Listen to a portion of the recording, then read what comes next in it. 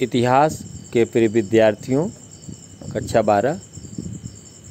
आज यह अध्याय इतिहास का अंतिम अध्याय है और यह अति महत्वपूर्ण भी है। यह राजनीति विज्ञान या राजनीति शास्त्र या नागरिक शास्त्र से भी जुड़ा हुआ है।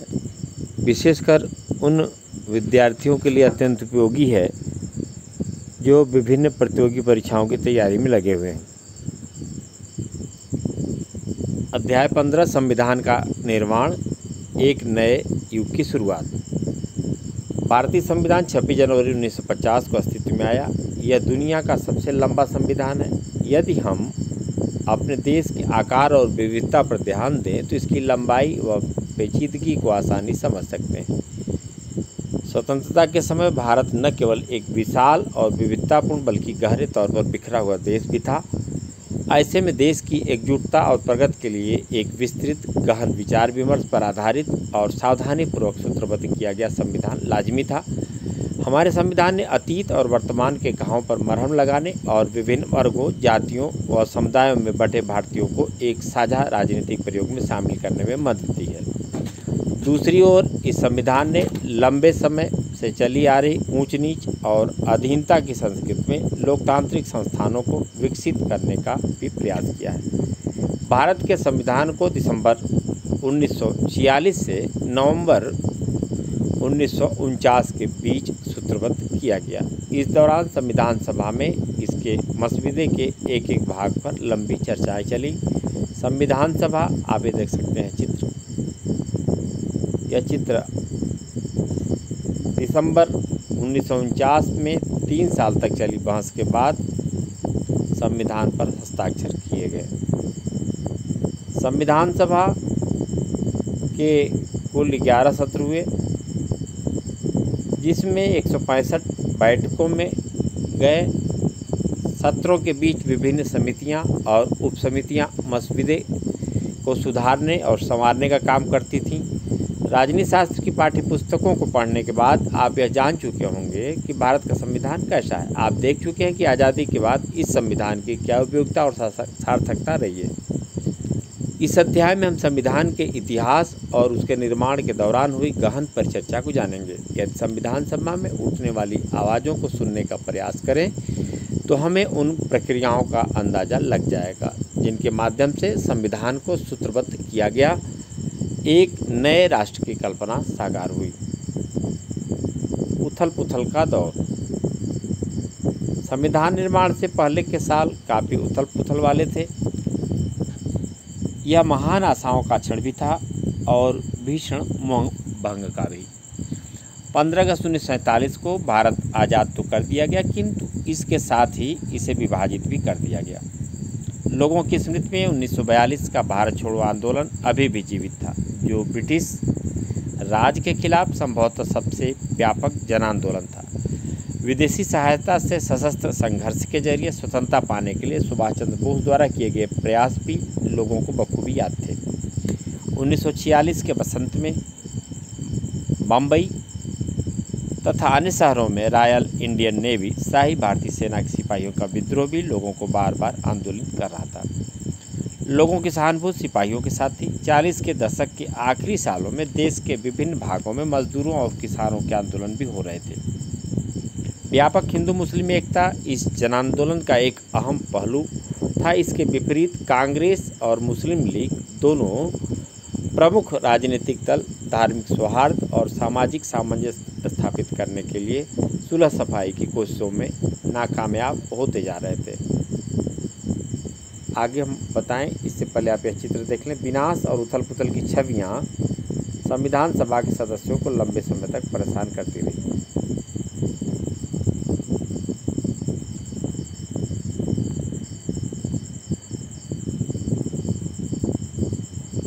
अगस्त 1946 में कलकत्ता में शुरू हुई हिंसा के साथ उत्तरी और पूर्वी भारत में लगभग साल भर चलने वाला दंगे फसाद और हत्याओं का लंबा सिलसिला शुरू हो गया था।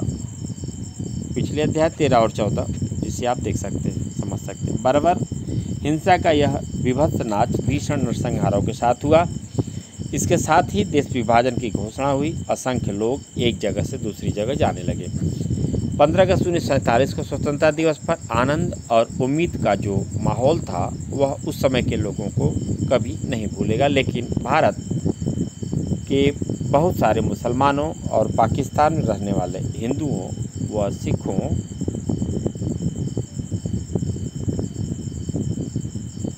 सिखों के लिए यह एक निर्मम चुनाव का क्षण था। उनके सामने यह तत्क्षण मृत्यु तथा पीढ़ियों पुरानी जड़ों से उखड़ जाने के बीच चुनाव का क्षण था। करोड़ों शरणार्थी यहाँ से वहाँ जा रहे थे। मुसलमान पूर्वी व पश्चिमी पाकिस्तान की तरफ तो हिंदू और सिख पश्चिमी बंगाल व पूर्वी पंजाब की तरफ बढ़े जा रहे थे। उनमें से बहुत सारे कभी मंजिल तक नहीं पहुँचे, बीच रास्ते में ही मर गए। नवजात राष्ट्र के सामने इतनी ही गंभीर एक और समस्या देशी रियासतों को लेकर थी। ब्रिटिश राज के दौरान उपमहाद्वीप का लगभग 1/3 भूभाग ऐसे नवाबों और रजवाड़ों के नियंत्रण में था जो ब्रिटिश राज की अधीनता स्वीकार कर चुके थे। उनके पास अपने राज्यों को जैसे चाहे चलाने की सीमित ही सही लेकिन काफ़ी आज़ादी थी। जब अंग्रेज़ों ने भारत छोड़ा तो इन नवाबों और राजाओं की संवैधानिक स्थिति बहुत अजीब हो गई। एक समकालीन प्रेक्षक ने कहा था कि कुछ महाराजा तो बहुत सारे टुकड़ों में बटे भारत में स्वतंत्र सत्ता का सपना देख रहे थे। संविधान सभा की बैठकें इसी पृष्ठभूमि में संपन्न हो रही थी। बाहर जो कुछ चल रहा था उससे संविधान सभा में होने वाली बहस और विचार विमर्श भी भला अछूता कैसे रह सकता था। हम संविधान सभा का गठन इस पर चर्चा करें इससे पहले उस तस्वीर की तरफ ध्यान दें। देखें यह तस्वीर 14 अगस्त 1947 के मध्यरात्रि को संविधान सभा में बोलते जवाहरलाल नेहरू। इसी समय नेहरू ने अपना वह प्रसिद्ध भाषण दिया था जिसकी शुरुआती पंक्तियां इस प्रकार थी। बहुत समय पहले हमने नियत से साक्षात्कार किया था और अब समय आ चुका है कि हम अपने उस संकल्प को न केवल पूर्ण रूप से या समग्रता में बल्कि उल्लेखनीय रूप से साकार करें। अर्धरात्रि के क्षण में जब दुनिया सो रही है, भारत जीवन और स्वतंत्रता की ओर जाग रहा है। यह जवाहरलाल नेहरू के उद्गार है। संविधान सभा का गठन। संविधान सभा के सदस्यों का चुनाव सार्वभौमिक मताधिकार के आधार पर नहीं हुआ था। 1945-46 की सर्दियों में भारत के प्रांतों में चुनाव हुए थे। इसके पश्चात प्रांतीय संसदों ने संविधान सभा के सदस्यों को चुना।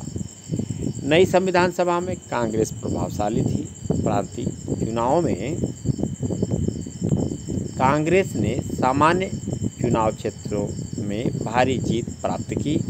मुस्लिम लीग को अधिकांश आरक्षित मुस्लिम सीटें मिल गईं, लेकिन लीग ने संविधान सभा का बहिष्कार उचित समझा। एक अन्य संविधान बनाकर उसने पाकिस्तान की मांग को जारी रखा। शुरुआत में समाजवादी भी संविधान सभा से परे रहे क्योंकि वे उसे अंग्रेज़ों की बनाई हुई संस्था मानते थे। वे मानते थे कि सभा का वाकई स्वायत्त होना असंभव है। इन सभी कारणों से संविधान सभा के 82% सदस्य कांग्रेस पार्टी के ही सदस्य थे, परंतु सभी कांग्रेस सदस्य एकमत नहीं थे। वे निर्णायक मुद्दों पर उनके मत भिन्न हो सकते थे। कई कांग्रेसी समाजवाद से प्रेरित थे तो कई अन्य जमींदारों के हिमायती थे। कुछ सांप्रदायिक दलों के करीब थे लेकिन कई पक्के धर्मनिरपेक्ष। राष्ट्रीय आंदोलन की वजह से कांग्रेसी वाद विवाद करना और मतभेदों पर बातचीत कर समझौते की खोज करना सीख गए थे।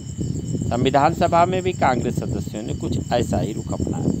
संविधान सभा में हुई चर्चाएं जनमत से भी प्रभावित होती थी। जब संविधान सभा में बहस होती थी तो विभिन्न पक्षों की दलीलें अखबारों में छपती थीं।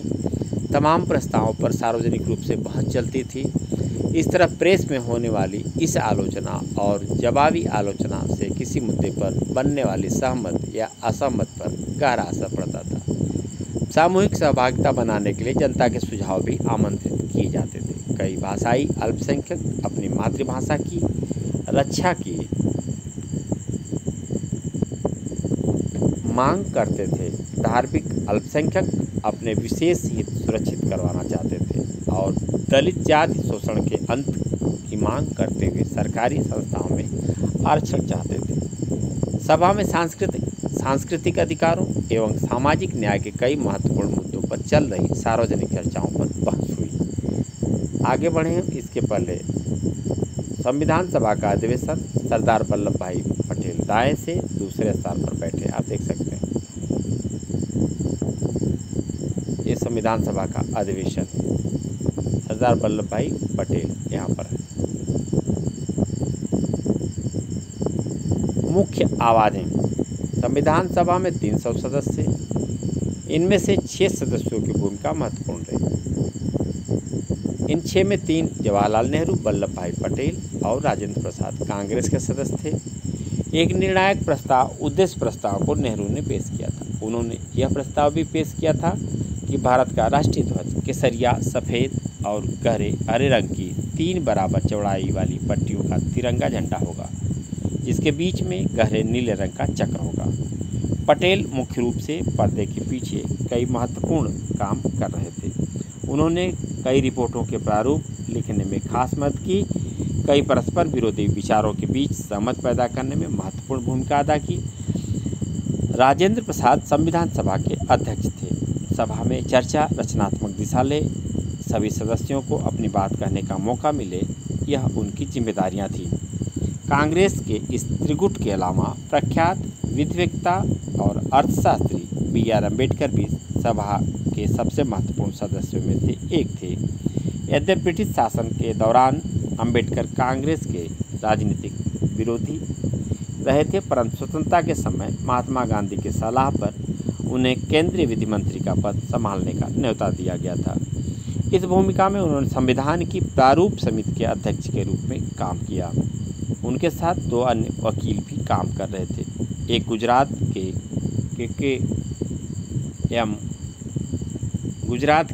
एम मुंशी थे, दूसरे मद्रास के अल्लाद कृष्णास्वामी अय्यर। दोनों ने ही संविधान के प्रारूप पर महत्वपूर्ण सुझाव दिए। इन 6 सदस्यों को 2 प्रशासनिक अधिकारियों ने महत्वपूर्ण सहायता दी। इनमें से एक B.N. राव थे, वह भारत सरकार के संवैधानिक सलाहकार थे और उन्होंने अन्य देशों की राजनीतिक व्यवस्थाओं का गहन अध्ययन करके कई चर्चा पत्र तैयार किए थे। दूसरे अधिकारी S.N. मुखर्जी थे। इनकी भूमिका मुख्य योजनाकार की थी। मुखर्जी जटिल प्रस्तावों को स्पष्ट वैदिक भाषा में व्यक्त करने की क्षमता रखते थे। हम आगे बढ़ें, इसके पहले एक विषय बिंदु है जिसमें प्रायः विद्यार्थी भ्रम की स्थिति में हो जाते हैं। जैसे देखिए आप, राजेंद्र प्रसाद संविधान सभा के अध्यक्ष थे। ये पंक्ति ध्यान होनी चाहिए। राजेंद्र प्रसाद संविधान सभा के अध्यक्ष थे, नंबर 1। नंबर 2, अब आप यहाँ पर देखें,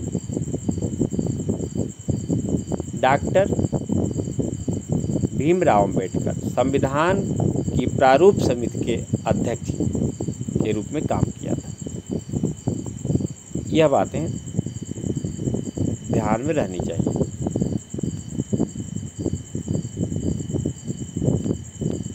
अंबेडकर के पास सभा में संविधान के प्रारूप को पारित करवाने की जिम्मेदारी थी। इस काम में कुल मिलाकर 3 वर्ष लगे। इस दौरान हुई चर्चाओं के मुद्रित रिकॉर्ड 11 भारी भरकम खंडों में प्रकाशित हुए। यह लंबी मगर दिलचस्प प्रक्रिया थी। संविधान सभा के सदस्यों ने अपने विविध दृष्टिकोण बड़ी सफाई से पेश किए थे। उनकी प्रस्तुतियों में हम भारत के भविष्य से जुड़े कई मुद्दों पर परस्पर विरोधी विचार देख सकते हैं।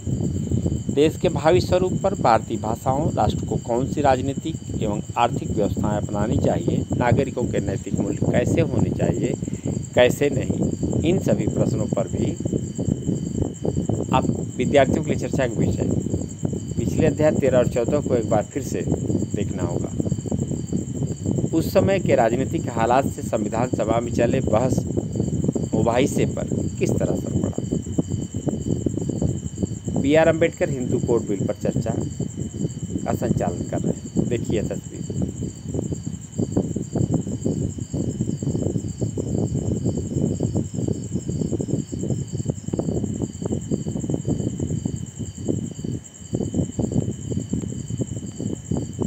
संविधान की दृष्टि। 13 दिसंबर 1946 को जवाहरलाल नेहरू ने संविधान सभा के सामने उद्देश्य प्रस्ताव पेश किया। यह एक ऐतिहासिक प्रस्ताव था जिसमें स्वतंत्र भारत के संविधान के मूल आदर्शों की रूपरेखा प्रस्तुत की गई थी। वह फ्रेमवर्क सुझाया गया था, जिसके साथ संविधान का कार्य आगे बढ़ना था। इसमें भारत को एक स्वतंत्र संप्रभु गणराज्य घोषित किया गया था। नागरिकों को न्याय, समानता व स्वतंत्रता का आश्वासन दिया गया था। यह वचन दिया गया था कि अल्पसंख्यकों, पिछड़े व जनजातीय क्षेत्रों एवं दमित अन्य पिछड़े वर्गों के लिए पर्याप्त रक्षात्मक प्रावधान किए जाएंगे।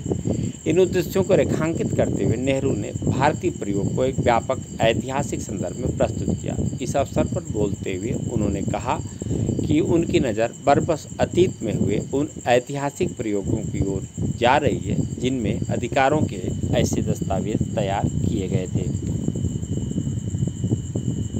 हम सिर्फ नकल करने वाले नहीं हैं। 13 दिसंबर 1946 को अपने प्रसिद्ध भाषण में जवाहरलाल नेहरू ने कहा था, मेरे जहन में बार बार वे सारी संविधान सभाएं आ रही हैं जो पहले यह काम कर चुकी हैं। मुझे उन महान अमेरिकी राष्ट्र के निर्माण की प्रक्रिया का ख्याल आ रहा है जहां राष्ट्र निर्माताओं ने एक ऐसे संविधान रच दिया जो इतने सारे सालों, 1.5 सदी से भी ज़्यादा समय तक काल की कसौटी पर खरा उतरा है। उन्होंने एक महान राष्ट्र गढ़ा जो उसी संविधान पर आधारित है।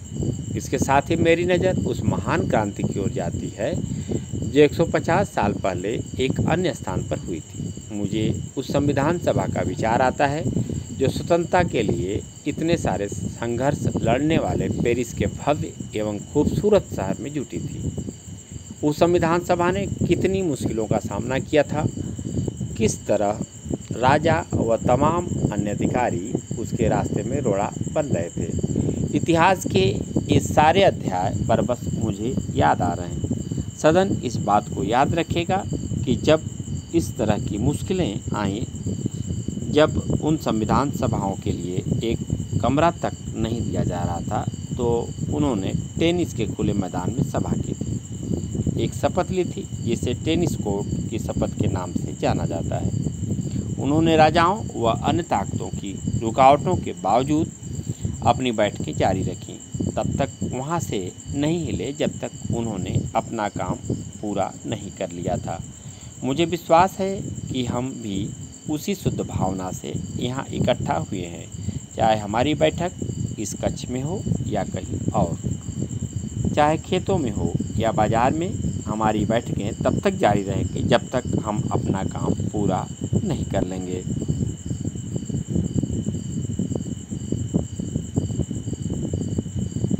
इसके साथ ही मुझे हाल की एक क्रांति का विचार आता है जिसमें एक नए किस्म के राज्य का जन्म हुआ। यह रूस की क्रांति थी जिसने दुनिया के एक शक्तिशाली देश के रूप में सोवियत समाजवादी गणराज्य को जन्म दिया। आज यह देश दुनिया में अप्रतिम भूमिका निभा रहा है। यह न केवल दुनिया का ताकतवर देश है बल्कि हमारा पड़ोसी भी है। यहाँ ध्यान देने योग्य बात है कि वर्तमान में सोवियत संघ बिखर चुका है, टूट चुका है। ये सारे महान प्रयोग हमारे सामने हैं। हमें उनकी सफलताओं से सीखना है, उनकी विफलताओं से बचने का प्रयास करना है। हो सकता है कि हम उन्हीं विफलताओं से बचने में सफल ना हो पाएँ, क्योंकि किसी भी इंसानी कोशिश में थोड़ी बहुत नाकामी की गुंजाइश तो रहती ही है, परंतु मुझे विश्वास है कि तमाम रुकावटों और कठिनाइयों के बावजूद हम आगे बढ़ेंगे, उस सपने को प्राप्त व साकार करके ही दम लेंगे जिसे हम इतने अरसे से अपने दिलों में संजोए हुए हैं। हमने एक स्वतंत्र संप्रभु गणराज्य की स्थापना का दृढ़ और पवित्र संकल्प लिया है। भारत का संप्रभु होना नियति है, इसका स्वतंत्र होना और गणराज्य होना भी स्वाभाविक है। कुछ मित्रों ने सवाल उठाया है, आपने यहाँ लोकतांत्रिक शब्द क्यों नहीं रखा? मैंने उन्हें कहा कि निस्संदेह यह सोचा जा सकता है कि कोई गणराज्य लोकतांत्रिक न हो, परंतु हमारा पूरा इतिहास इस तथ्य का साक्षी है कि हम लोकतांत्रिक संसाधनों के पक्षधर हैं। स्वाभाविक है कि हमारा लक्ष्य लोकतंत्र है। लोकतंत्र से कम कुछ भी नहीं। यह लोकतंत्र कैसा होगा, उसकी शक्ल सूरत कैसी होगी, यह एक अलग मसला है। आज के लोकतंत्रों ने दुनिया की प्रगति में ज़बरदस्त भूमिका निभाई है। उनमें से बहुत सारे यूरोप तथा अन्य स्थानों के देश हैं, परंतु यह संदेहजनक हो सकता है कि अगर उन्हें पूरी तरह लोकतांत्रिक बने रहना है तो न जाने कब उन लोकतंत्र को अपनी शक्ल सूरत थोड़ी बहुत बदलनी पड़ती। मैं आशा करता हूं कि किसी व्यक्ति लोकतांत्रिक देश की एक खास लोकतांत्रिक प्रणाली या किसी संस्थान विशेष की हम सिर्फ नकल करने वाले नहीं हैं। हो सकता है कि हम उससे बेहतर कुछ रच दें। बहरहाल किसी भी सूरत में हम यहाँ जैसी सरकार बनाएं वह हमारे लोगों के स्वभाव के अनुरूप और उनको स्वीकार जरूर होनी चाहिए। हम लोकतंत्र के हक में हैं। यह इस सदन को तय करना है कि इस लोकतंत्र पूर्णतम लोकतंत्र का स्वरूप कैसा होगा। सदन इस बात को देख सकता है। यद्यपि इस प्रस्ताव में हमने लोकतांत्रिक शब्द का इस्तेमाल नहीं किया है, क्योंकि हमें लगा कि यह तो स्वाभाविक ही है कि गणराज्य शब्द में यह शब्द पहले ही निहित होता है। इसलिए हम अनावश्यक और अनुपयोगी शब्दों का प्रयोग नहीं करना चाहते थे। हमने शब्दों के उपयोग मात्र से कहीं ज़्यादा ध्यान दिया है। हमने इस प्रस्ताव में लोकतंत्र की अंतर्वस्तु प्रस्तुत की है, बल्कि लोकतंत्र ही नहीं आर्थिक लोकतंत्र की अंतर्वस्तु प्रस्तुत की है। अन्य सदस्यों को इस बात पर आपत्ति हो सकती है कि इस प्रस्ताव में हमने भारत को एक समाजवादी राज्य बनाने का उल्लेख क्यों नहीं किया है। यहाँ मेरा केवल इतना ही कहना है कि मैं समाजवाद का समर्थक हूँ। मुझे आशा है कि एक दिन भारत भी समाजवाद के पक्ष में होगा। वहीं भारत एक समाजवादी राज्य की स्थापना के मार्ग पर चलेगा। मुझे पूरा विश्वास है कि एक दिन पूरी दुनिया को इसी मार्ग पर चलना होगा।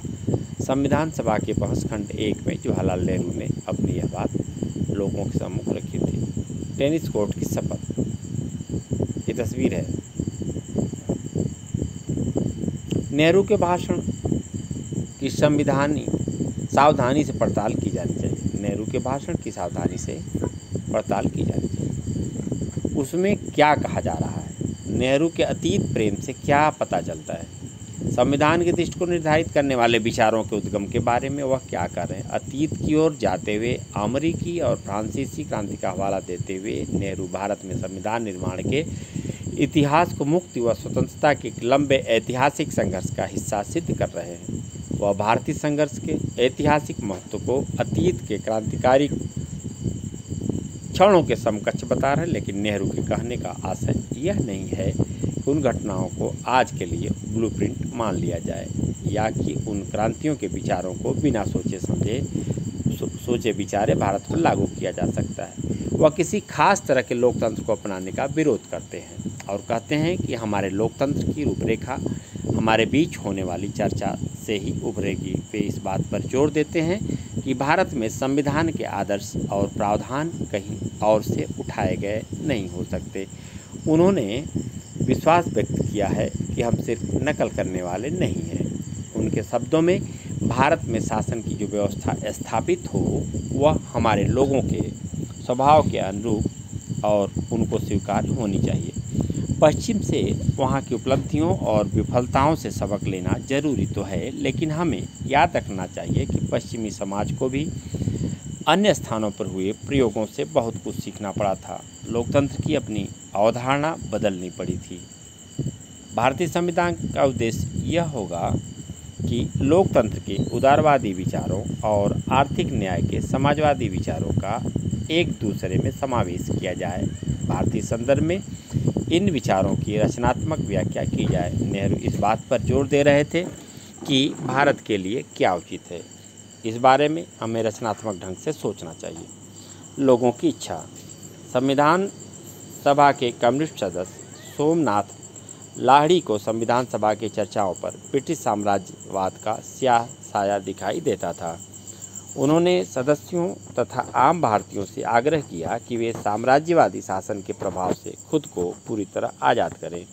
1946-47 की जाड़ों में जब संविधान सभा में चर्चा चल रही थी तो अंग्रेज अभी भी भारत में ही थे। जवाहरलाल नेहरू के नेतृत्व में अंतरिम सरकार शासन तो रही थी, परंतु उसे सारा काम वायसराय तथा लंदन में बैठी ब्रिटिश सरकार की देखरेख में करना पड़ता था। लाड़ी ने अपने साथियों को समझाया कि संविधान सभा अंग्रेजों की बनाई हुई है और वह अंग्रेजों की योजना को साकार करने का काम कर रही है। विद्यार्थियों के लिए चर्चा का विषय जो होगा आप देखें, उद्देश्य प्रस्ताव में लोकतांत्रिक शब्द का इस्तेमाल न करने के लिए जवाहरलाल नेहरू ने क्या कारण बताया था। विस्तार से उनके कथन को आपके सामने, विशेषकर विद्यार्थियों के सामने रखा गया। आप देख सकते हैं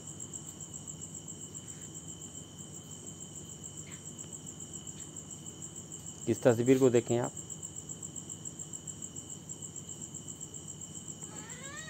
अंतरिम सरकार के सदस्य प्रथम पंक्ति बाएं से दाएं, इस तरफ से आप देखें बलदेव सिंह और जान मथाई, सी राजगोपालाचारी ये रहे, और ये पंडित जवाहरलाल नेहरू, और उनके बगल में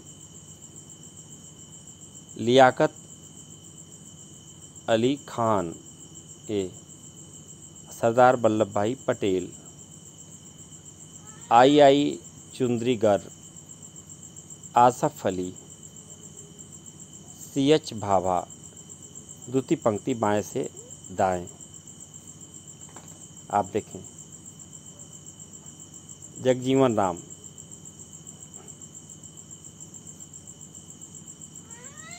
गजनफर अली खान, राजेंद्र प्रसाद और अब्दुल निस्तर। क्रमशः बहुत अच्छा महोदय, साहसिक शब्द, उदात्त शब्द, सोमनाथ लाहिड़ी ने कहा था। महोदय, मैं पंडित नेहरू को इस बात के लिए मुबारकबाद देना चाहता हूं कि उन्होंने यह कहकर भारतीय जनता की भावना को इतने सटीक शब्दों में व्यक्त किया है कि भारत के लोग अंग्रेजों द्वारा थोपी गई किसी चीज़ को स्वीकार नहीं करेंगे। उन्होंने कहा कि इस तरह की ज़बरदस्ती पर असंतोष व आपत्ति व्यक्त की जाएगी और अगर आवश्यकता हुई तो हम संघर्ष की घाटी में उतरेंगे। बहुत अच्छा महोदय, साहसिक शब्द, उदात्त शब्द।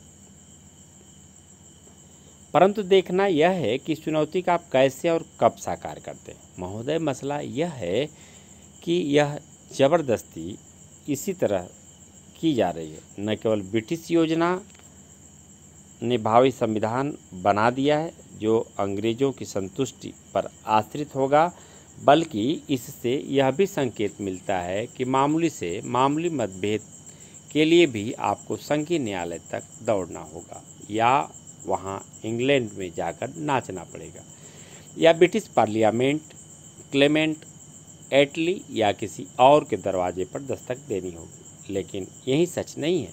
हम चाहें जो भी योजना क्यों न बनाए, यह संविधान सभा ब्रिटिश बंदूकों, ब्रिटिश सेना, उनके आर्थिक व वित्तीय शिकंजों के साए में है।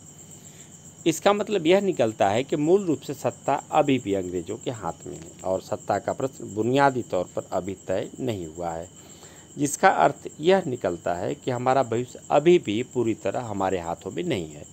इतना ही नहीं, हाल ही में एटली तथा अन्य लोगों द्वारा दिए गए वक्तव्यों में यह स्पष्ट हो गया है कि अगर जरूरत पड़ी तो वे विभाजन से भी पीछे नहीं हटेंगे। महोदय, इसका आशय यह है कि इस देश में कोई स्वतंत्रता नहीं है। जैसा कि अभी कुछ पहले सरदार वल्लभ भाई पटेल ने कहा था, हमारे पास केवल आपस में लड़ने की स्वतंत्रता है, हमें बस इतनी ही स्वतंत्रता मिली। इसलिए हमारा विनम्र सुझाव है कि यहाँ सवाल इस योजना की रूपरेखा के जरिए कुछ पा लेने का नहीं, बल्कि यहाँ और अभी स्वतंत्रता की घोषणा करने और अंतरिम सरकार भारत की जनता से यह आह्वान करने का है कि वे आपस में लड़ने के बजाय अपने शत्रु को देखें जिसके हाथ में अभी भी कोड़ा है। वे ब्रिटिश साम्राज्य को देखें और उसे मिलकर लड़ने के लिए आगे बढ़ें, और जब हम स्वतंत्र हो जाएंगे तब हम अपने दावों का हल ढूंढ सकते हैं। संविधान सभा की बहस के दौरान यह बातें आप देख सकते हैं। बहुत अच्छा महोदय, साहसिक शब्द, उदात्त शब्द। ठीक है ना। इस तरह की प्रतिक्रिया सोमनाथ लाहिड़ी ने व्यक्त की थी। नेहरू ने स्वीकार किया कि ज़्यादातर राष्ट्रवादी नेता एक भिन्न प्रकार की संविधान सभा चाहते हैं। एक लिहाज से यह भी सही था कि ब्रिटिश सरकार को उसके गठन में काफ़ी हाथ था और उसने सभा के कामकाज पर कुछ शर्तें भी लगा दी थी, परंतु नेहरू ने कहा कि आपको उस स्रोत को नज़रअंदाज नहीं करना चाहिए जहां से इस सभा को शक्ति मिल रही है। यहाँ पे आप देख लें, वक्ता को ऐसा क्यों लगता है कि संविधान सभा ब्रिटिश बंदूकों के साये में काम कर रही है। अभी जो बात कही गई, इस पर विद्यार्थी अध्ययनकर्ता चिंतन करेंगे। सरकारें सरकारी कागजों से नहीं बनती, सरकार जनता की इच्छा की अभिव्यक्ति होती हैं। हम यहाँ इसलिए जुटे हैं क्योंकि हमारे पास जनता की ताकत है और हम उतनी दूर तक नहीं जाएंगे जितनी दूर तक लोग हमें ले जाना चाहेंगे, फिर चाहे वे किसी भी समूह या पार्टी से संबंधित क्यों न हो। इसलिए हमें भारतीय जनता के दिलों में समाई आकांक्षाओं और भावनाओं को हमेशा अपने जेहन में रखना चाहिए और उन्हें पूरा करने का प्रयास करना चाहिए। संविधान सभा उन लोगों की आकांक्षाओं की अभिव्यक्ति साधन मानी जा रही थी जिन्होंने स्वतंत्रता के आंदोलन में हिस्सा लिया था। लोकतंत्र, समानता तथा न्याय जैसे आदर्श 19वीं सदी से भारत में सामाजिक संघर्षों के साथ गहरे तौर पर जुड़ चुके थे। जब 19वीं शताब्दी में समाज सुधारकों ने बाल विवाह का विरोध किया और विधवा विवाह का समर्थन किया तो वे सामाजिक न्याय का ही अलग जगा रहे थे। जब विवेकानंद ने हिंदू धर्म में सुधार के लिए मुहिम चलाई तो वह धर्मों को और ज़्यादा न्याय संगत बनाने का प्रयास कर रहे थे। जब महाराष्ट्र में ज्योतिबा फूले ने दमित जातियों की पीड़ा का सवाल उठाया या कम्युनिस्टों और सोशलिस्टों ने मजदूरों और किसानों को एकजुट किया तो वे भी आर्थिक और सामाजिक न्याय के लिए ही जूझ रहे थे। एक दमनकारी और अवैध सरकार के खिलाफ राष्ट्रीय आंदोलन अपरिहार्य रूप से लोकतंत्र व न्याय का, नागरिकों के अधिकारों और समानता का संघर्ष भी था। जैसे जैसे प्रतिनिधित्व की मांग बढ़ी, अंग्रेजों को चरणबद्ध ढंग से संवैधानिक सुधार करने पड़े। प्रांतीय सरकारों में भारतीयों की हिस्सेदारी बढ़ाने के लिए कई कानून 1909, 1919 और 1935 पारित किए गए। 1919 में कार्यपालिका को आंशिक रूप से प्रांतीय विधायिका के प्रति उत्तरदायी बनाया गया और 1935 के गवर्नमेंट ऑफ इंडिया एक्ट के अंतर्गत उसे लगभग पूरी तरह विधायिका के प्रति उत्तरदायी बना दिया गया। जब गवर्नमेंट ऑफ इंडिया एक्ट के तहत 1937 में चुनाव हुए तो 11 में से 8 प्रांतों में कांग्रेस की सरकार बनी। यहाँ विविध एक्टों की बात हो रही है। अधिनियम 12 शासन अधिनियम 1909, 1919 और 1935।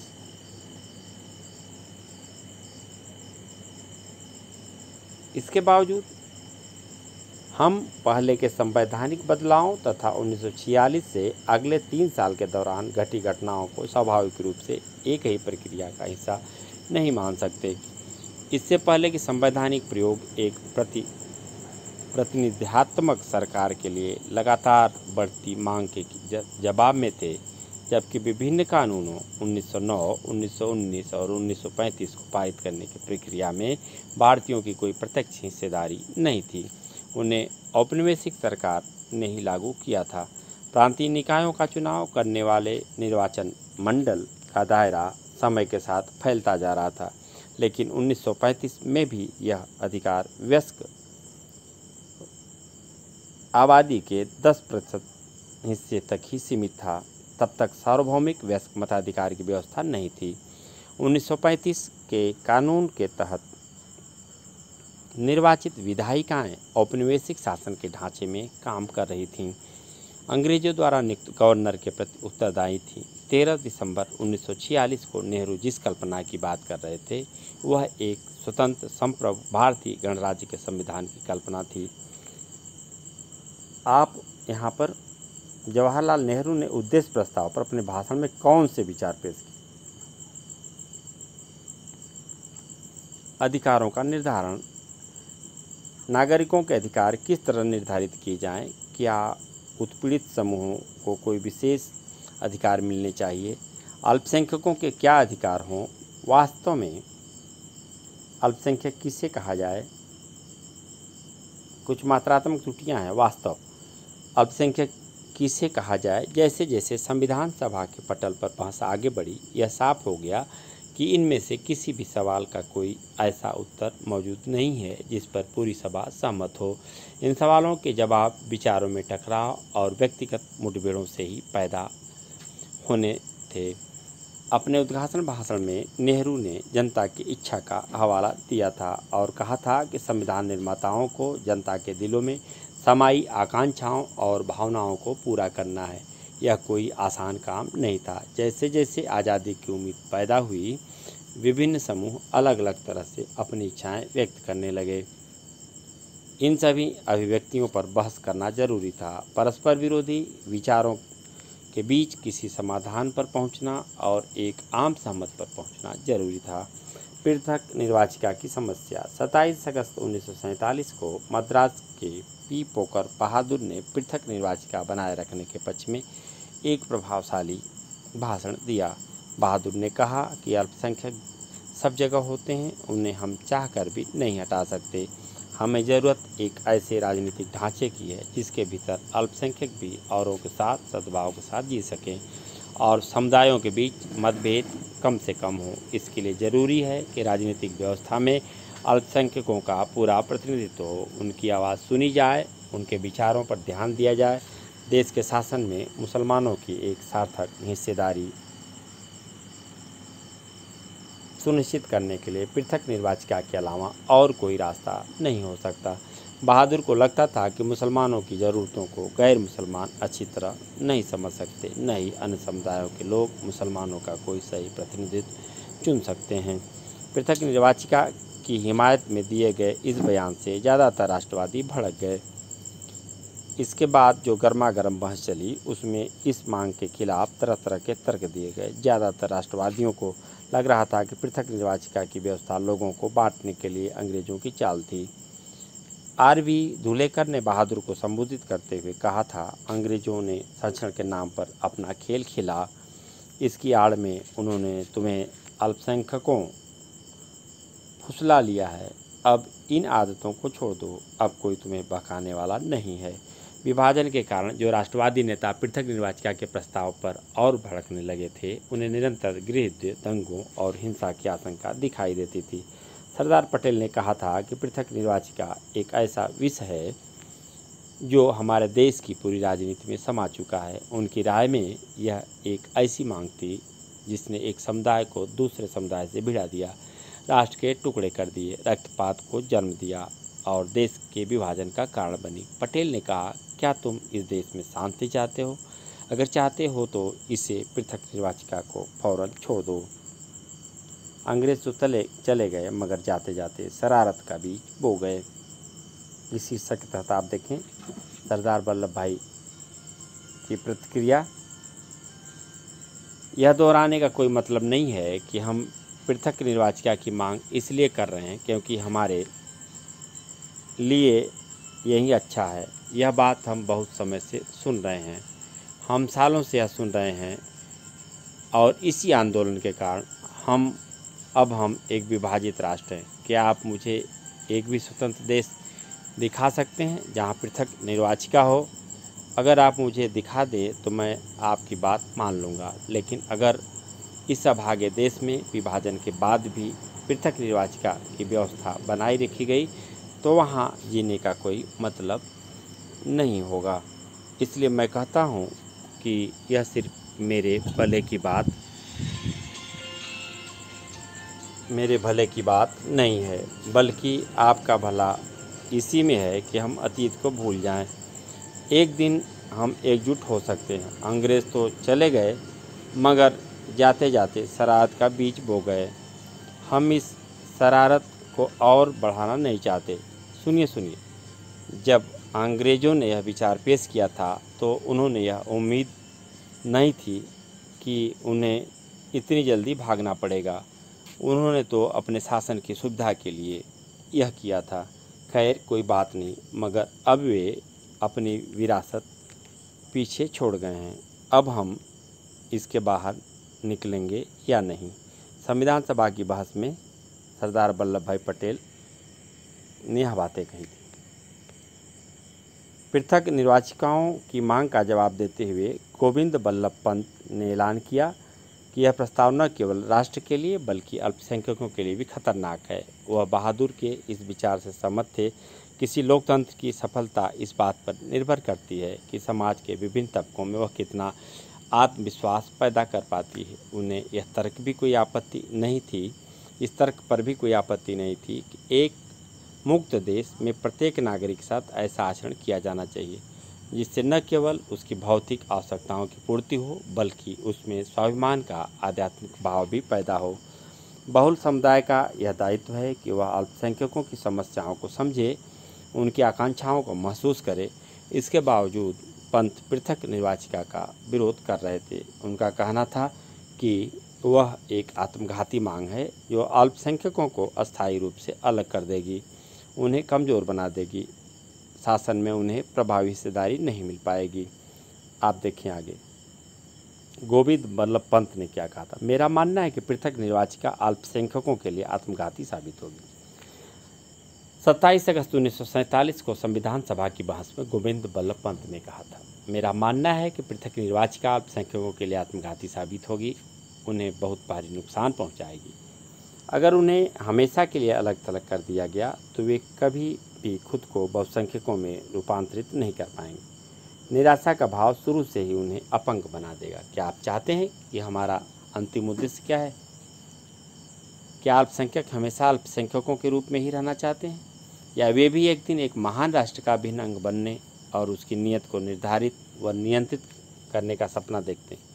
मेरा विचार है कि अगर उन्हें शेष समुदाय से अलग रखा जाता है और ऐसे हवाबंद कमरे में काट कर रखा जाता है जहां उन्हें हवा के लिए भी औरों पर निर्भर रहना पड़ेगा, तो यह उनके लिए भयानक रूप से खतरनाक होगा।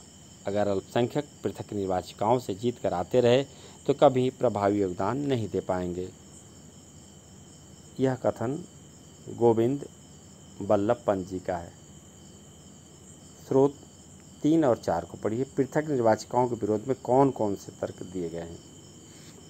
इन सारी दलीलों के पीछे एक एकीकृत राज्य के निर्माण की चिंता काम कर रही थी। राजनीतिक एकता और राष्ट्र की स्थापना करने के लिए प्रत्येक व्यक्ति को राज्य के नागरिक के सांचे में डालना था। हर समूह को राष्ट्र के भीतर समाहित किया जाना था। संविधान नागरिकों को अधिकार देगा, परंतु नागरिकों को भी राज्य के प्रति अपनी निष्ठा का वचन लेना होगा। समुदायों को सांस्कृतिक इकाइयों के रूप में मान्यता दी जा सकती थी, उन्हें सांस्कृतिक अधिकारों का आश्वासन दिया जा सकता था, मगर राजनीतिक रूप से सभी समुदायों के सदस्यों को राज्य के सामान्य सदस्यों के रूप में काम करना था, अन्यथा उनकी निष्ठाएं विभाजित होती। पंत ने कहा, हमारे भीतर यह आत्मघाती और अपमानजनक आदत बनी हुई है कि हम कभी नागरिक के रूप में नहीं सोचते बल्कि समुदाय के रूप में सोच पाते हैं। हमें याद रखना चाहिए कि महत्व केवल नागरिक का होता है। सामाजिक पिरामिड अधिकारों का महत्व रेखांकित किया जा रहा है। उस समय भी बहुत सारे राष्ट्रवादियों में यह भय सिर उठाने लगा था कि इससे निष्ठाएं खंडित होंगी, एक शक्तिशाली राष्ट्र व शक्तिशाली राज्य की स्थापना नहीं हो पाएगी। सारे मुसलमान भी पृथक निर्वाचिका की मांग के समर्थन में नहीं थे। उदाहरण के लिए बेगम एजाज रसूल को लगता था कि पृथक निर्वाचिका आत्मघाती साबित होगी क्योंकि इससे अल्पसंख्यक बहुसंख्यकों से कट जाएंगे।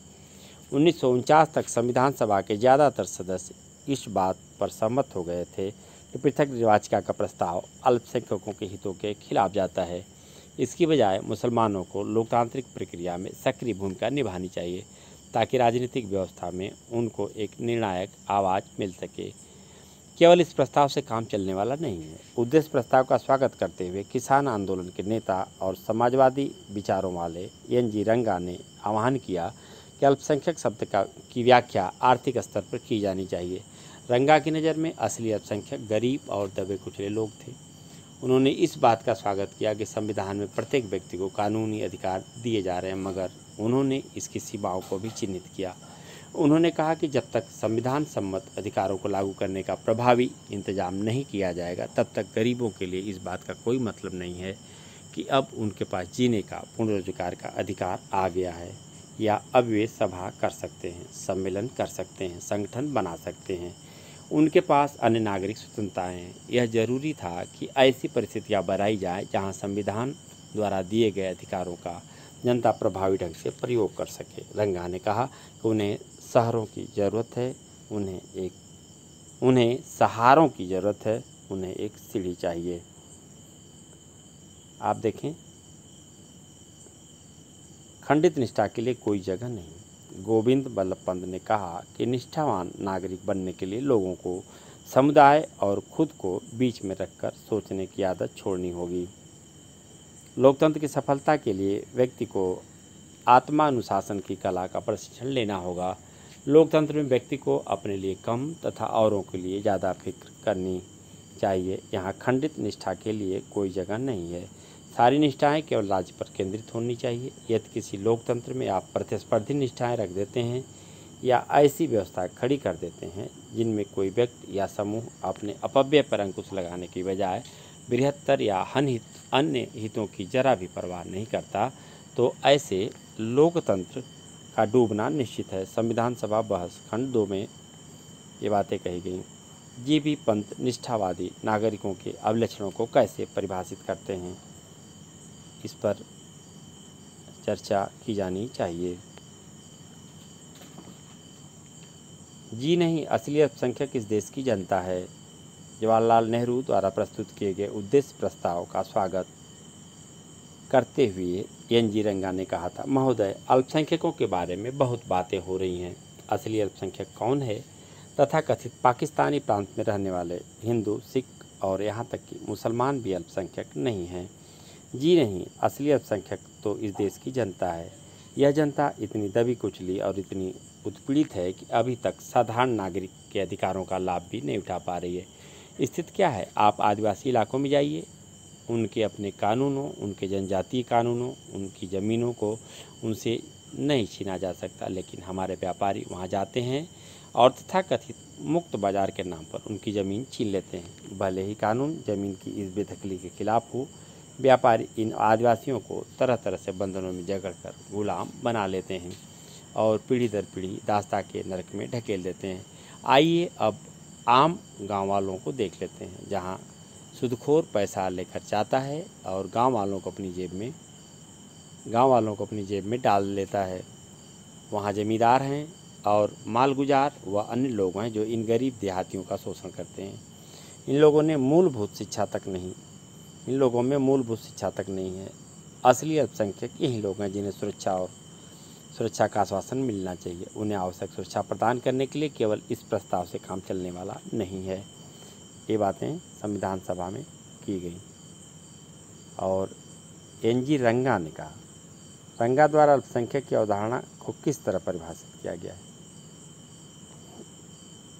रंगा ने आम जनता और संविधान सभा में उसके प्रतिनिधित्व का दावा करने वालों के बीच मौजूद विशाल खाई की ओर भी ध्यान आकर्षित कराया। उन्होंने पूछा, हम किसका प्रतिनिधित्व कर रहे हैं? अपने देश की आम जनता का, और इसके बावजूद हम में से ज़्यादातर लोग उस जनता का हिस्सा नहीं हैं।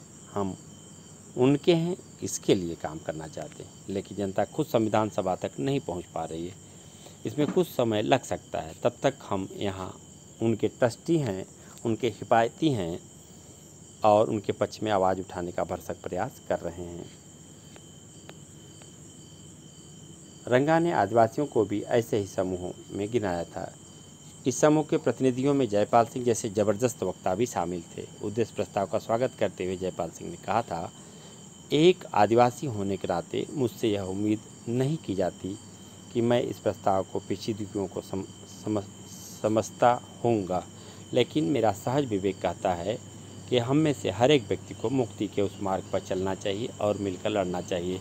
महोदय, अगर भारतीय जनता में ऐसा कोई समूह है जिसके साथ सही व्यवहार नहीं किया जा रहा है, तो वह मेरा समूह है। मेरे लोगों को पिछले 6000 साल से अपमानित किया जा रहा है, उपेक्षित किया जा रहा है। मेरे समाज का पूरा इतिहास भारत के गैर मूल निवासियों के हाथों लगातार शोषण और छीना झपटी का इतिहास रहा है, जिसके बीच में जब विद्रोह और अव्यवस्था भी फैली है। इसके बावजूद मैं पंडित जवाहरलाल नेहरू के शब्दों पर विश्वास करता हूँ। मैं आप सबके इस संकल्प का विश्वास करता हूँ कि अब हम एक नया अध्याय रचने जा रहे हैं। स्वतंत्र भारत का एक ऐसा अध्याय जहाँ सबके पास अवसरों की समानता होगी, जहाँ किसी की उपेक्षा नहीं होगी। सिंह ने आदिवासियों की सुरक्षा तथा उन्हें आम आबादी के स्तर पर लाने के लिए जरूरी परिस्थितियाँ रचने की आवश्यकता पर सुंदर वक्तव्य दिया। उन्होंने कहा कि आदिवासी कभी संख्या की दृष्टि से अल्पसंख्यक नहीं है, लेकिन उन्हें संरक्षण की आवश्यकता है। उन्हें वहाँ से बेदखल कर दिया जहाँ वे रहते थे। उन्हें उनके जंगलों और चारागाहों से वंचित कर दिया गया। उन्हें नए घरों की तलाश में भागने के लिए मजबूर किया गया। उन्हें आदिम और पिछड़ा मानते हुए शेष समाज उन्हें हिकारत की नज़र से देखता है। जयपाल ने आदिवासियों और शेष समाज के बीच मौजूद भावनात्मक और भौतिक फासलों को ख़त्म करने के लिए बड़ा जज्बाती बयान दिया। हमारा कहना है कि आपको हमारे साथ घुलना मिलना चाहिए, हम आपके साथ मेल जोल चाहते हैं। जयपाल सिंह पृथक निर्वाचिका के हक में नहीं थे, लेकिन उनको भी यह लगता था कि विधायिका में आदिवासियों को प्रतिनिधित्व प्रदान करने के लिए सीटों के आरक्षण की व्यवस्था जरूरी है। उन्होंने कहा कि इस तरह औरों को आदिवासी की आवाज़ सुनने और उनके पास आने के लिए मजबूर किया जा सकेगा। हमें हजारों साल तक दबाया गया है। संविधान में दमित जातियों के अधिकारों को किस तरह परिभाषित किया जाए? राष्ट्रीय आंदोलनों के दौरान अम्बेडकर ने दमित जातियों के लिए पृथक निर्वाचिकाओं की मांग की थी। हम आगे देखें, जिसका महात्मा गांधी ने यह कहते हुए विरोध किया था कि ऐसा करने से ये समुदाय अस्थायी रूप से शेष समाज से कट जाएंगे। संविधान सभा विवाद को कैसे हल कर सकती थी? दमित जातियों को किस तरह की सुरक्षा दी जा सकती? दमित जातियों के कुछ सदस्यों का आग्रह था कि अस्पृश्यों अछूतों की समस्या को केवल संरक्षण और बचाव के जरिए हल नहीं किया जा सकता। उनकी अपंगता के पीछे जाति विभाजित समाज के सामाजिक कायदे कानूनों और नैतिक मूल्य मान्यताओं का हाथ है। समाज ने उनकी सेवाओं और श्रम का इस्तेमाल किया है, परंतु उन्हें सामाजिक तौर पर खुद से दूर रखा है। अन्य जातियों के लोग उनके साथ घुलने मिलने से कतराते हैं, उनके साथ खाना नहीं खाते, उन्हें मंदिरों में नहीं जाने दिया जाता। मद्रास के सदस्य जे नागप्पा ने कहा था, हम सदा कष्ट उठाते रहे हैं, पर अब और कष्ट उठाने को तैयार नहीं है। हमें अपनी जिम्मेदारियों का एहसास हो गया है। हमें मालूम है कि अपनी बात कैसे मनवानी है। नागप्पा ने कहा कि संख्या की दृष्टि से हरिजन अल्पसंख्यक नहीं है। आबादी में उनका हिस्सा 20-25% है। उनकी पीड़ा का कारण यह है कि उन्हें बाकायदा समाज व राजनीति के हाशिए पर रखा गया है। उसका कारण उनकी संख्यात्मक महत्वहीनता नहीं है, उनके पास न तो शिक्षा तक पहुंच थी और न ही शासन में हिस्सेदारी। सवर्ण बहुमत वाली संविधान सभा को संबोधित करते हुए मध्य प्रांत के श्री के.जे. खांडेलकर ने कहा था, हमें हजारों साल तक दबाया गया,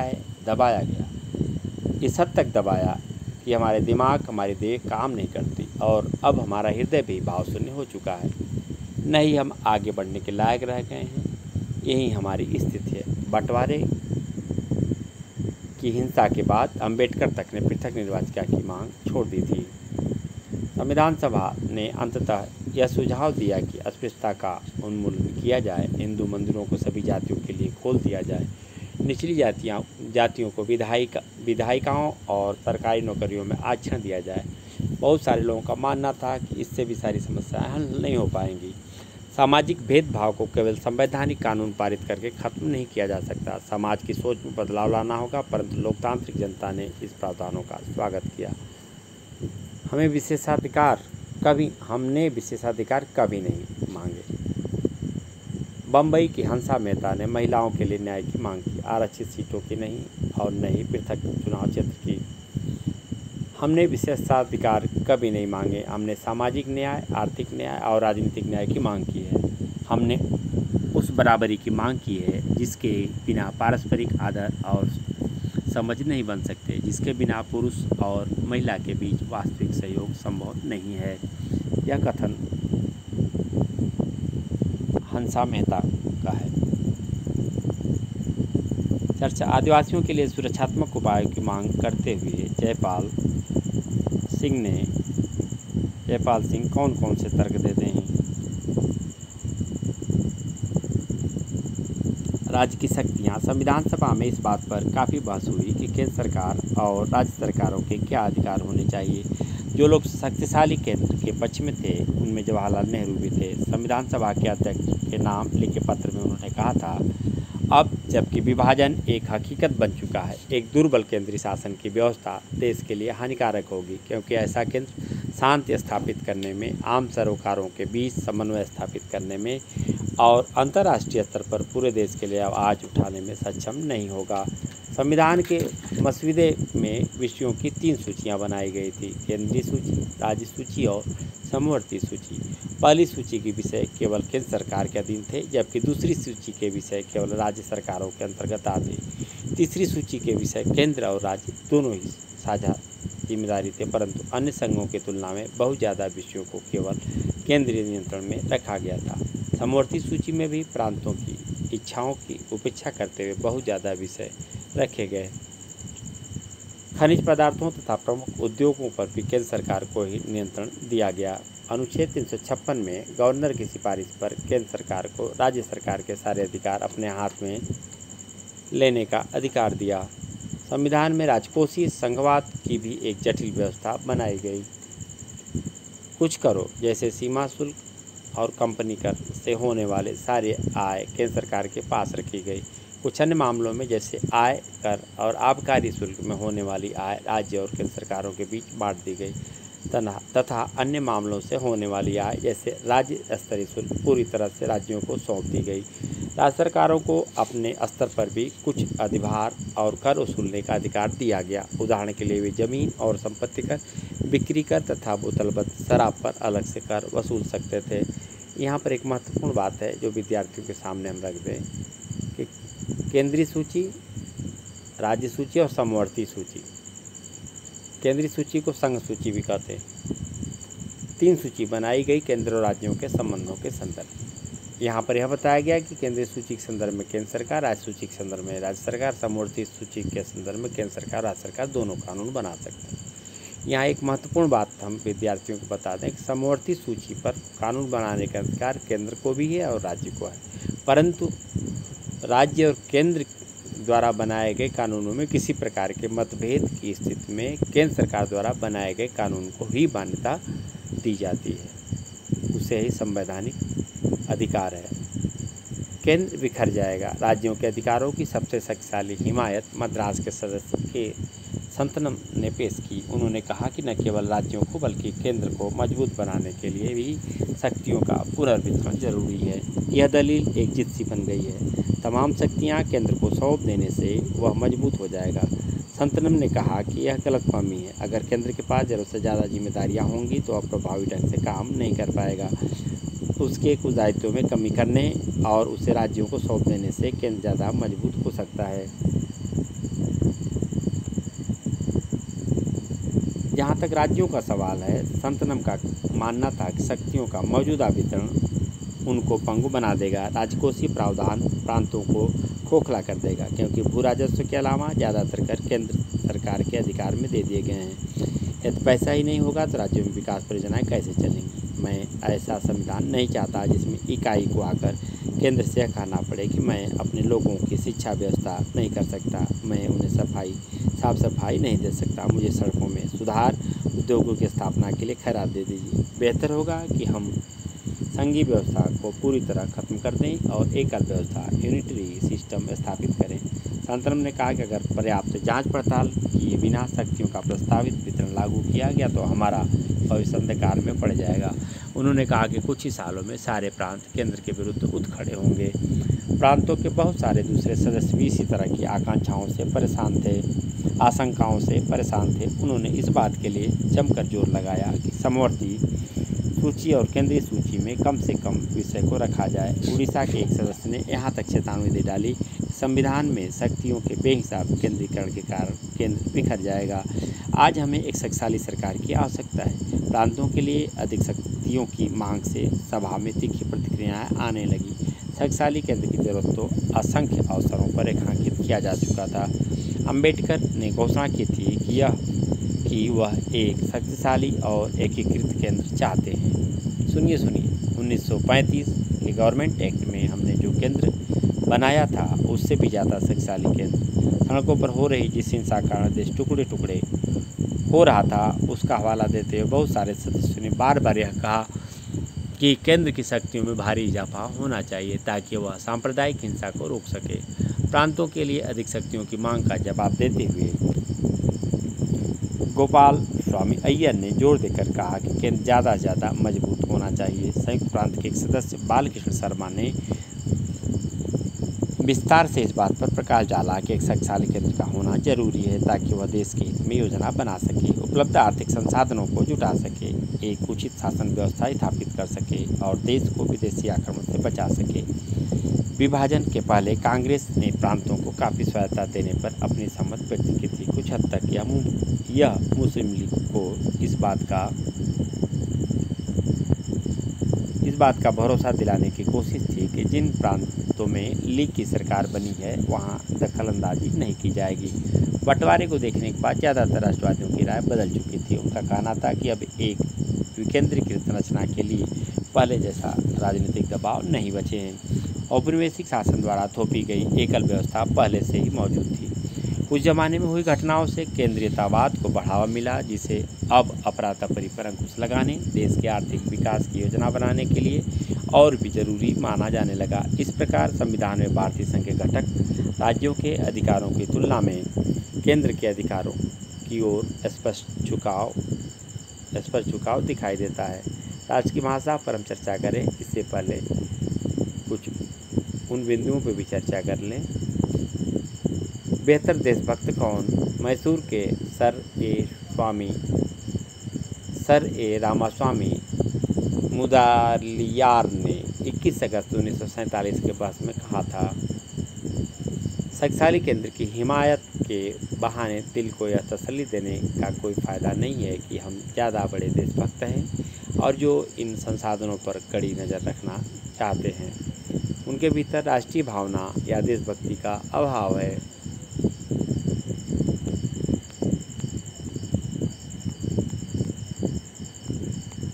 आप देखें, राष्ट्र की भाषा, जब एक देश के विभिन्न भागों में लोग अलग अलग भाषाएं बोलते हों, उनकी सांस्कृतिक विरासत अलग हो, तो एक राष्ट्र का निर्माण कैसे किया जा सकता है?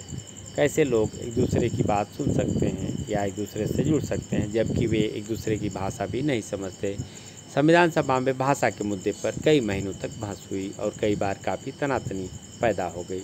30 के दशक तक कांग्रेस ने यह मान लिया था कि हिंदुस्तानी को राष्ट्रीय भाषा का दर्जा दिया जाए। महात्मा गांधी का मानना था कि हर एक को एक ऐसी भाषा बोलनी चाहिए जिसे लोग आसानी से समझ सकें।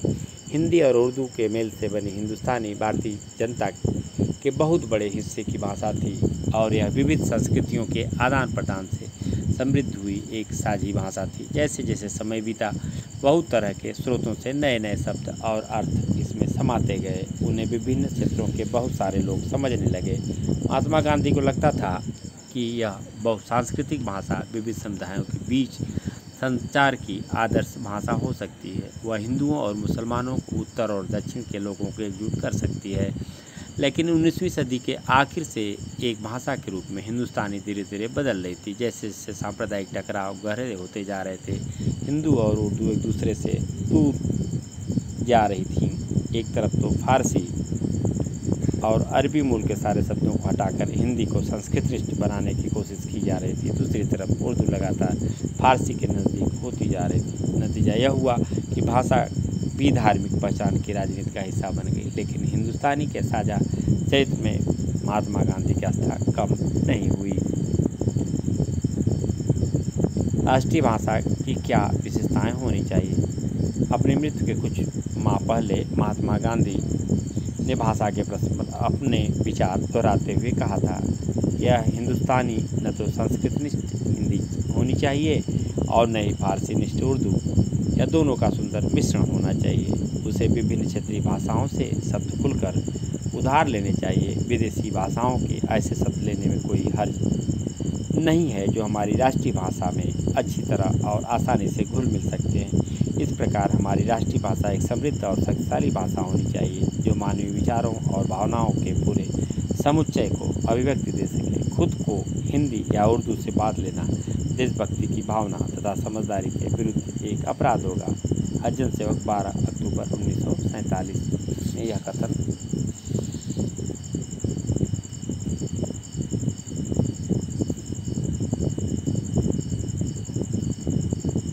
हिंदी की हिमायत।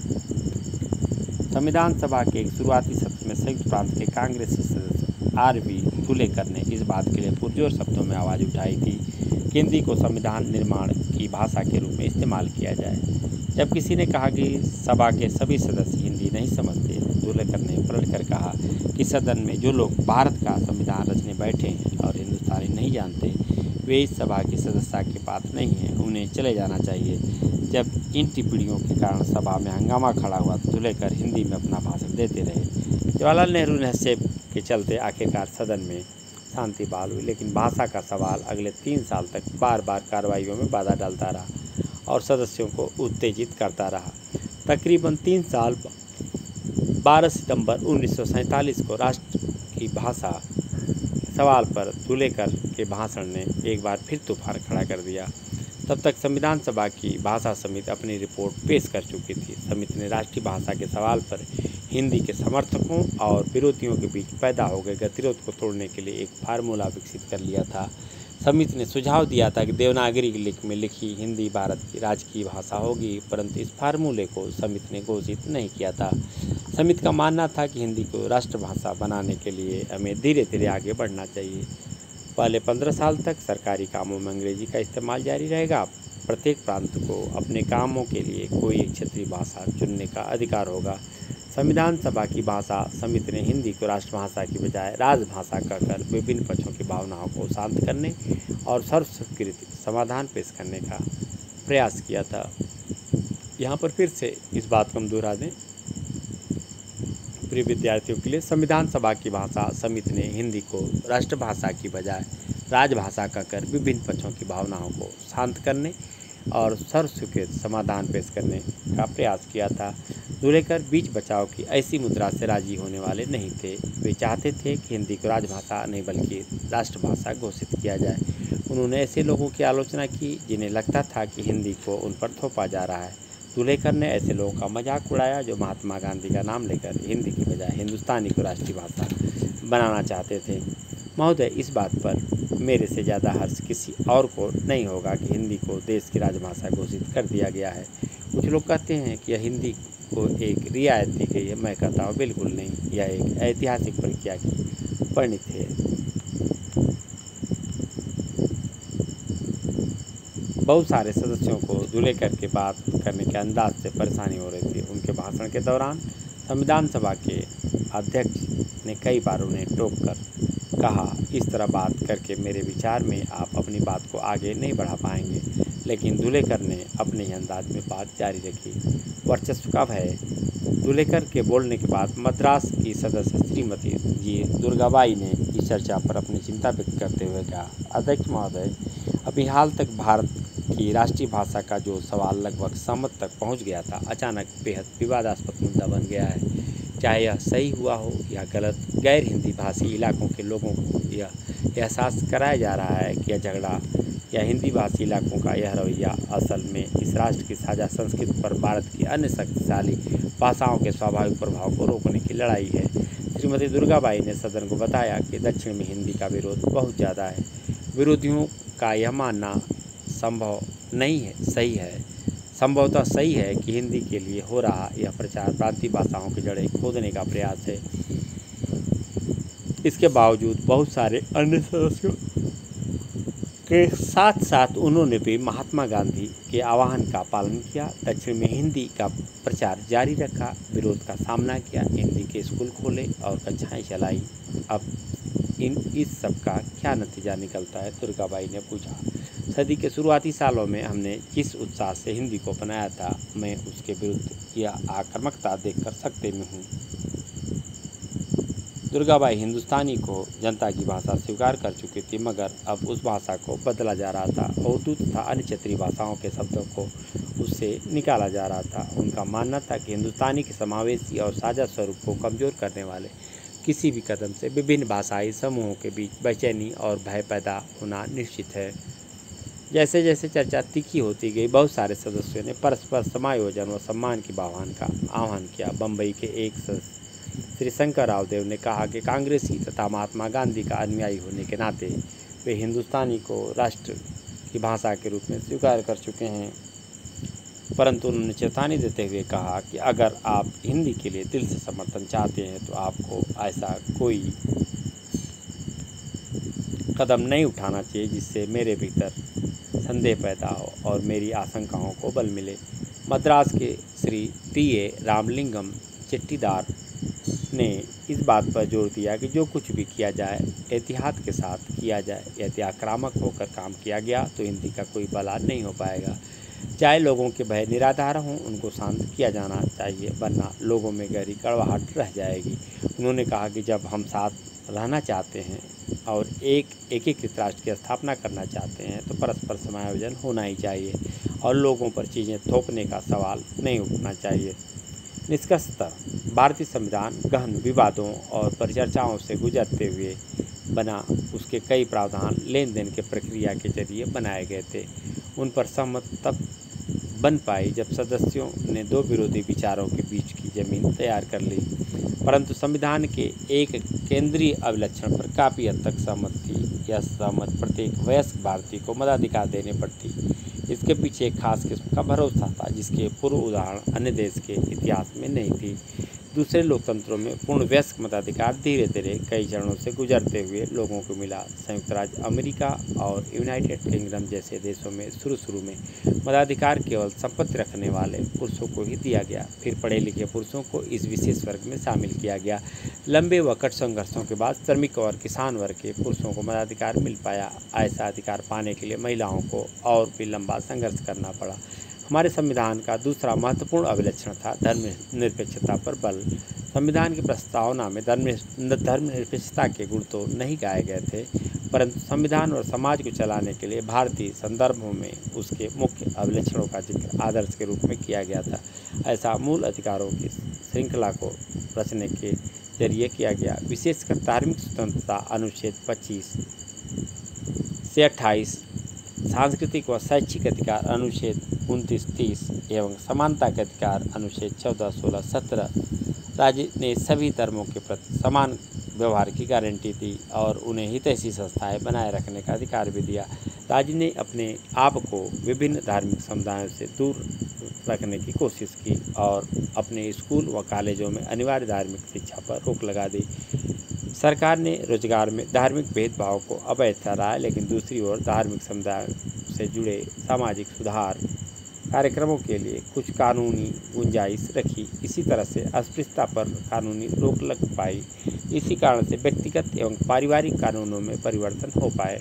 भारतीय राजनीतिक धर्मनिरपेक्षता में राज्य व धर्म के बीच पूर्ण विच्छेद नहीं रहा। हमने दोनों के बीच एक विवेकपूर्ण फासला बनाने की कोशिश की है। संविधान सभा के विवादों से हमें यह समझ आती है कि संविधान के निर्माण में कैसी कैसी विरोधी आवाज़ें उठी, कैसी कैसी मांगें की गई। ये चर्चाएं हमें उन आदर्शों और सिद्धांतों के बारे में बताती हैं जिनका जिक्र संविधान के निर्माताओं ने किया, परंतु इन विवादों को समझने में हमें याद रखना चाहिए कि आदर्शों को विशेष संदर्भों के मुताबिक बदला गया। इसके अलावा ऐसा भी हुआ कि सभा के कुछ सदस्यों ने 3 वर्षों में हुई चर्चाओं के साथ साथ अपने विचार ही बदल डाले। कुछ सदस्यों ने दूसरों के तर्कों के प्रकाश में अपनी समझ बदली, खुले दिमाग से काम किया। कुछ अन्य सदस्यों ने आसपास की घटनाओं को देखते हुए अपने विचार बदल डाले। यहाँ पे मौलिक अधिकार की बात हुई है, तो थोड़ा सा प्रकाश डाल दूँ। भारतीय संविधान के अनुच्छेद 14 से लेकर 32 तक मौलिक अधिकारों का विशेष तौर पर उल्लेख किया गया है। आर्टिकल नंबर 32 जिसमें संवैधानिक उपचारों का अधिकार है, उसके माध्यम से मौलिक अधिकारों के संरक्षण की बात की गई है। यहाँ पर आप चित्र देख लें।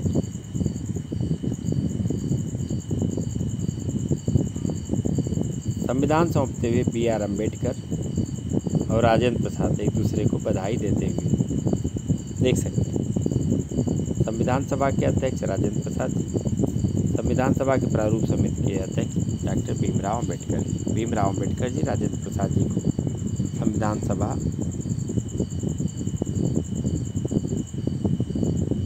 संविधान सौंपते हुए BR अम्बेडकर राजेंद्र प्रसाद एक दूसरे को बधाई देते हुए। यह सुखद संयोग। काल रेखा 1945 26 जुलाई ब्रिटेन में लेबर पार्टी की सरकार सत्ता में आई। दिसंबर जनवरी भारत में आम चुनाव। 1946 16 मई कैबिनेट मिशन अपनी संवैधानिक योजना की घोषणा करती है। 16 जून मुस्लिम लीग कैबिनेट मिशन की संवैधानिक योजना पर स्वीकृति देती है। 16 जून कैबिनेट मिशन केंद्र में अंतरिम सरकार के गठन का प्रस्ताव पेश किया। 16 अगस्त मुस्लिम लीग द्वारा प्रत्यक्ष कार्यवाही दिवस का ऐलान। 2 सितंबर कांग्रेस अंतरिम सरकार का गठन करती है, जिसमें नेहरू को उपराष्ट्रपति बनाया जाता है। 13 अक्टूबर मुस्लिम लीग अंतरिम सरकार में शामिल होने का फैसला लेती है। 3 से 6 दिसंबर ब्रिटिश प्रधानमंत्री एटली कुछ भारतीय नेताओं से मिलते हैं। इन वार्ताओं का कोई नतीजा नहीं निकलता। 9 दिसंबर संविधान सभा के अधिवेशन शुरू हो जाते हैं। 1947 29 जनवरी मुस्लिम लीग संविधान सभा को भंग करने की मांग करती है। 16 जुलाई अंतरिम सरकार की आखिरी बैठक। 11 अगस्त जिन्ना को पाकिस्तान की संविधान सभा का अध्यक्ष निर्वाचित किया जाता है। 14 अगस्त पाकिस्तान की स्वतंत्रता कराची में जश्न। 14-15 अगस्त मध्यरात्रि भारत में स्वतंत्रता का जश्न। 1919 दिसंबर संविधान पर हस्ताक्षर। यह महत्वपूर्ण तिथियां हैं। काल रेखा। उद्देश्य प्रस्ताव में किन आदर्शों पर जोर दिया गया था? विभिन्न समूह अल्पसंख्यक शब्द को किस तरह परिभाषित कर रहे थे?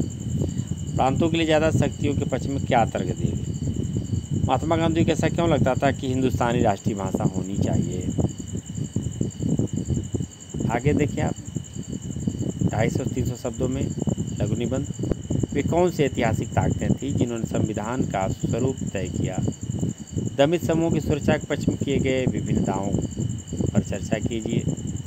संविधान के कुछ सदस्यों ने उस समय की राजनीतिक परिस्थिति और एक मजबूत केंद्र की जरूरत के बीच क्या संबंध देखा? संविधान सभा ने भाषा के विवाद को हल करने के लिए क्या रास्ता निकाला? मानचित्र कार्य। वर्तमान भारत के राजनीतिक मानचित्र पर यह दिखाइए कि प्रत्येक राज्य में कौन सी भाषाएं बोली जाती हैं। इन राज्यों की राजभाषा को चिन्हित कीजिए। इस मानचित्र की तुलना 1950 के दशक के प्रारंभ के मानचित्र से कीजिए। दोनों मानचित्र में आप क्या अंतर पाते हैं? क्या इन अंतरों से आपको भाषा और राज्यों के आलोचन के संबंधों के बारे में कुछ पता चलता है?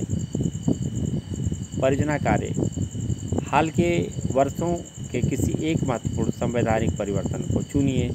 पता लगाइए कि परिवर्तन क्यों हुआ, परिवर्तन के पीछे कौन कौन से तर्क दिए गए और परिवर्तन के ऐतिहासिक पृष्ठभूमि क्या थी। अगर संभव हो तो संविधान सभा की चर्चाओं को देखने की कोशिश करिए।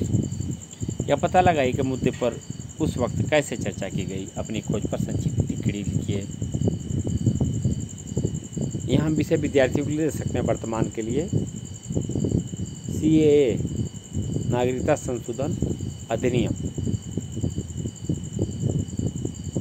भारतीय संविधान की तुलना संयुक्त राज्य अमेरिका अथवा फ्रांस अथवा दक्षिण अफ्रीका के संविधान से कीजिए। ऐसा करते हुए किन्हीं 2 विषयों पर जरूर गौर कीजिए। धर्मनिरपेक्षता, अल्पसंख्यक समुदायों के अधिकार और केंद्र एवं राज्यों के बीच संबंध। यह पता लगाइए कि इन संविधानों में अंतर और समानताएं किस तरह से उनके क्षेत्रों के इतिहास से जुड़ी हुई हैं।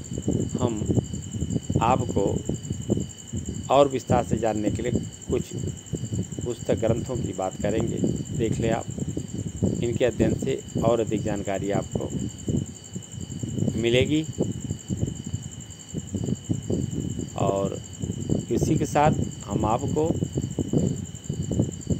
अधिक जानकारी के लिए आप इस वेबसाइट पर जा सकते हैं। संविधान सभा की बहसों का डिजिटल संस्करण देख सकते हैं। parliament.nic/debates.htm और इसी के साथ इतिहास का यह